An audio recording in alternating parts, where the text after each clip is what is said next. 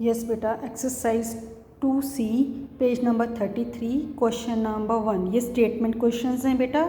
आपने second third में statement sums भी किए हुए हैं, वैसे ही क्वेश्चन है, लेकिन हर क्वेश्चन अपने आप में डिफरेंट होता है, इसलिए आपने सारे क्वेश्चंस ट्राई करने हैं। Few I am doing on the blackboard and but you are suppose to do all the questions. आपने सारे ट्राई करने हैं, क्योंकि जितनी प्रैक्टिस करोगे उतना ही समझ आएगा।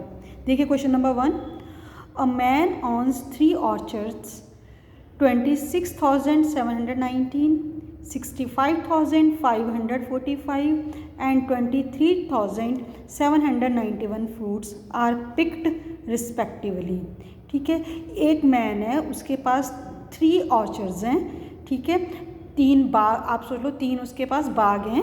ठीक है, तो उसमें एक में 26,719 फ्रूट्स उसने पिक किए, दूसरे उससे उसने 65,545 और तीसरा जो ऑर्चर्ड है उससे उसने 23,791 फ्रूट्स पिक किए हैं। हमें बताना है find the total number of fruits picked. Total number, total का मतलब क्या होता है? टोटल का मतलब होता है सारे जो उसने कितने फ्रूट्स पिक किए, कितने फ्रूट्स लिए वहाँ से, वो हमें बताना है। ठीक है, तो बेटा जब भी स्टेटमेंट बनानी होती है इसी में से स्टेटमेंट्स बन जाती हैं। उसके पास 3 ऑर्चर्ड है तो उसने फ्रूट पिक किए हैं, तो fruit picked from first orchard हम कैसे लिखेंगे? देखो ब्लैक बोर्ड पे फर्स्ट स्टेटमेंट है fruits picked from first orchard is equal to 26,719। अब देखिए fruits picked from second orchard is equal to 65,545। Fruits picked from third orchard is equal to 23,791। अब हमें टोटल निकालना है, तो total number of fruit picked is equal to, तीनों की values लिख दी, 26,719 प्लस 65,545 प्लस 23,791 और तीनों को प्लस कर लिया। ठीक है, तो तीनों को प्लस करना आपको सिखाया हुआ है, वैसे ही प्लस कर लेना है इसको, और प्लस करने के बाद इसके आंसर, आपने नंबर ऑफ़ फ्रूट्स निकाला है ना, टोटल नंबर ऑफ़ फ्रूट्स, तो आपका आंसर आ गया ये 1,16,055 फ्रूट्स। ठीक है, तो this is your question number 1। बेटा जैसे मैंने लिखा fruit picked from first orchard, ठीक है, तो ये स्टेटमेंट मैंने बनाई है। क्लास वर्क में आपने यही बनानी है, लेकिन आप अपनी प्रैक्टिस के लिए अगर पेपर में या एग्ज़ाम में आपको कोई और ठीक आती है स्टेटमेंट तो आप चेंज कर सकते हो। ठीक है, जैसे number of fruits picked from first orchard is equal to इतना, तब भी कोई फ़र्क नहीं पड़ता। ठीक है, तो आप क्लास वर्क में यही लिखेंगे नोटबुक में, लेकिन आप अपने माइंड से भी स्टेटमेंट्स बना सकते हो। ठीक होनी चाहिए, बस वो करेक्ट होनी चाहिए। ठीक है, फर्स्ट के बाद देखिए बेटा सेकंड थर्ड क्वेश्चन आपने खुद करना है, सिंपल वैसे ही क्वेश्चंस हैं सेकंड और थर्ड। ठीक है, 50,639 tourist visited Palampur in May, 74,230 in June, 95,736 in July.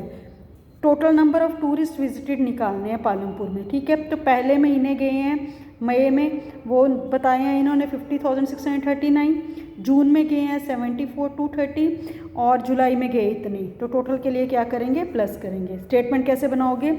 Tourist visited Palampur in May is equal to 50,639, tourist visited Palampur in June is equal to 74,230, tourist visited Palampur in July is equal to 54,736, फिर total tourist visited Palampur is equal to, तीनों को plus कर लेना है, वो answer है। लेकिन खुद भी बनानी है स्टेटमेंट। ठीक है, थर्ड मैं आपको समझा देती हूँ, खुद बनानी है। मिस्टर शर्मा विड्रॉज, विड्रॉज का मतलब होता है निकालना, पैसा मनी निकलवाई 38,800, 30,275 एंड 70,275 फ्रॉम द बैंक।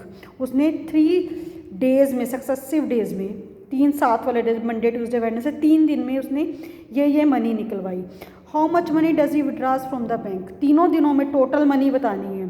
ठीक है, तो money withdraws first day is equal to इतनी, money withdraws second day is equal to इतनी, third day is equal to इतनी, total money withdraw is equal to, तीनों को प्लस कर लेना है। ठीक है, क्वेश्चन नंबर 4 देखिए, relief fund was being collected by the resident of society to help poor and unprivileged people. Unprivileged होता है जिनके पास फैसिलिटीज़ नहीं होती हैं।